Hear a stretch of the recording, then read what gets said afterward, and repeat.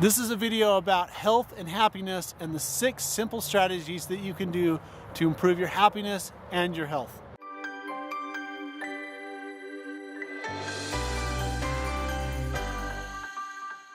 Hello everyone, Dr. Jason West with 6 simple strategies to be healthier and to be happier. And everybody asks me, how can I be healthy? And if you're healthy, it's easier to be happier. And so they play hand in hand with each other. I've been asked multiple times, can you separate the body from the mind or the mind from the body? And I always think the body about being healthy, and I always think the mind about being happy. And one of the things that we talk about happiness is it's really a choice. Happiness doesn't happen to you. You have to go out and find it. And the healthier you are, the easier it is to be happier. So a couple things that we talk about, those 6 different steps. The first one is to make sure that you have healthy relationships. And this is so hard for some people because they are plagued with people in their inner circle or in their life that just don't want them to be happy. And the way to get around that is you have to set up from some very specific parameters. There's a lot of books out there. One of my favorite ones is by John Ruskin that talks about forgive for health and forgive for love. Some of the best tips on being happy and healthy mentally with your different relationships. The next topic about how to be happy and healthy is good food. The healthier and your food is, the healthier that you are going to be, and make sure that it's on a consistent basis.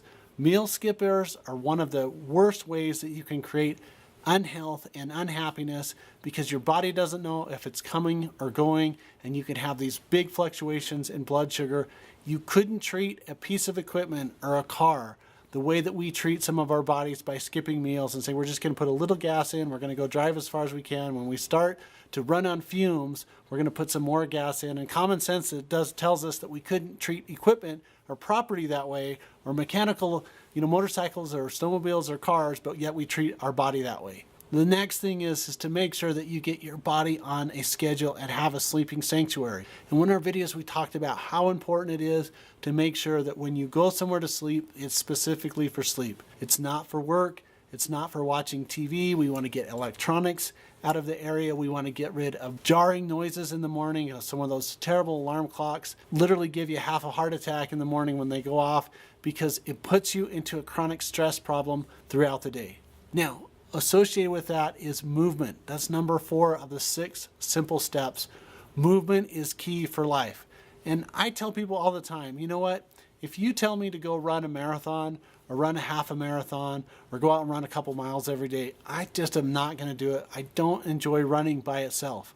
But put a basketball on the court or ask me to go play racquetball or go to lift weights with my son or any of those activities that I enjoy, I'll go do it. And so what you need to do is find an exercise that you like, not an exercise that's going to punish yourself. And remember, colorful foods are really important and they actually help you to be healthy. Some red, some yellow, some green, some purple. Skittles, M&Ms, and Starburst don't count. It has to be plant-based material.